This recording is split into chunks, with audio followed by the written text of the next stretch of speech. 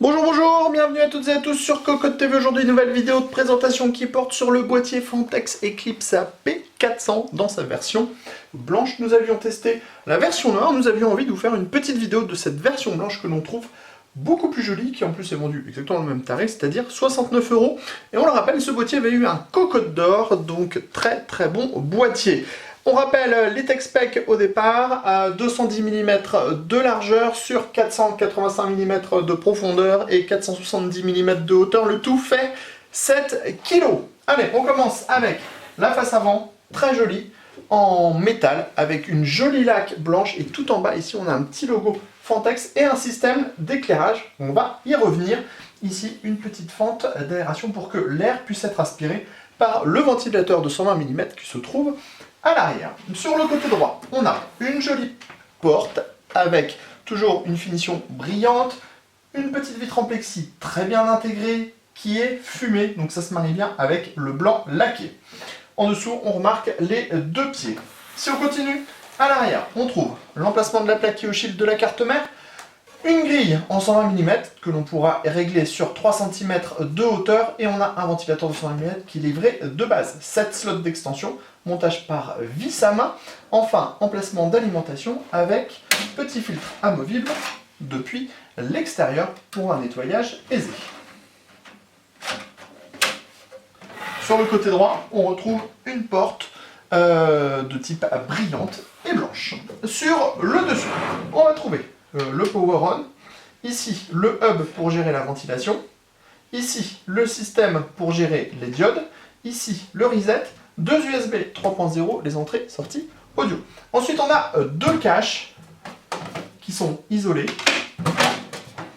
qui viendront couvrir deux emplacements en 120 mm ou 140 mm, radiateur de water cooling en 240 ou 280 mm dans le haut. Des caches qui ne sont pas forcément de la même couleur, mais heureusement, Fantex nous livre des petits filtres aimantés à mettre sur le dessus. Donc ça permettra d'avoir un apport en air frais si on le veut, ou à la chaleur de s'extirper par le haut du boîtier. Et en plus au niveau du look, nous on aime plutôt bien ce côté blanc et noir, tant pis si on perd un petit peu en isolation.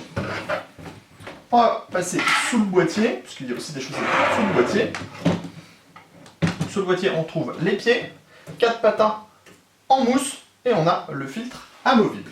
Alors, disons-le, la finition est vraiment très bonne sur ce boîtier, et la peinture blanche brillante qui est utilisée est presque plus jolie que la peinture noire que l'on trouvait sur la version noire. Pour ouvrir le boîtier, c'est très simple, on a des vis à main. Les vis à main restent en place sur les portes, on tire et c'est ouvert. Hop, on ouvre, on tire, on remarque qu'on a une isolation phonique à l'intérieur.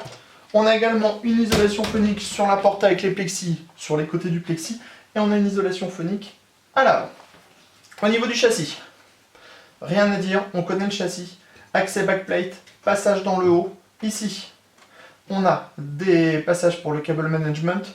Là, on pourra acheter des petits racks supplémentaires pour installer des disques durs, jusqu'à 4 disques durs supplémentaires. À l'avant, on trouve le ventilateur de 120 mm qui est livré d'origine. On a deux autres emplacements en 120 mm ou deux emplacements en 140 mm. Ici, on a une petite plaque qui peut se démonter pour donner de la largeur. Et donc, on pourra mettre un radiateur de water cooling en 360 mm maximum. Dans le bas, gros cache au-dessus de l'alimentation avec des passages. On a également la cage HDD en dessous. À l'arrière, ventilateur de 120 mm, les 7 slots d'extension, l'emplacement pour la plaque IO-Shield de la carte mère. Dans le haut, les emplacements en 120 mm, 140 mm, on en a deux. Si on passe à l'arrière, on va trouver l'architecture assez classique que l'on connaît chez Fantex, avec les câbles, les passages pour le câble management, les scratchs pour organiser les câbles au centre de façon facile. On a deux paniers SSD Donc vous voyez, pour les retirer, c'est très simple. Hop, on prend le panier, on visse son SSD à l'intérieur, on le remet en place. C'est monté. Et ici, on a la cage HDD. Deux emplacements, soit pour un disque dur, soit pour un SSD. Au niveau de l'emplacement de l'alimentation, on a des petits patins en mousse. Aujourd'hui, on vous propose, en plus donc de cette petite présentation, de vous mettre un petit peu de courant au niveau du boîtier. Donc vous allez pouvoir comme ça voir l'illumination. Alors, hop, on branche.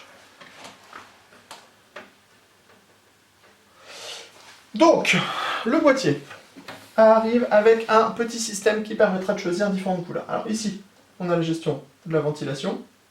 On a différents modes, 3.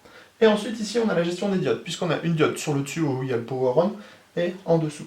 Donc on pourra choisir entre blanc, bleu, bleu turquoise, jaune, rouge, bleu plus soutenu, vert, jaune clair, rose, jaune vert, et on est de nouveau sur le blanc. Un petit plus incroyable. Sachez aussi qu'on a des filtres sur le dessus et en dessous, donc la poussière ne pourra pas passer malgré les ventilateurs qui sont à l'arrière. 69 €, un excellent tarif, on vous le redit, pour ce boîtier qui présente très bien, qui est très bien fini, qui offre des bonnes possibilités et qui a le droit à ce petit accessoire absolument magique et surtout le Rhéobus. Sur ce, on se dit à très bientôt sur cocoteland.com pour tous nos articles et tous nos tests et bien sûr sur Cocotte TV pour toutes nos vidéos.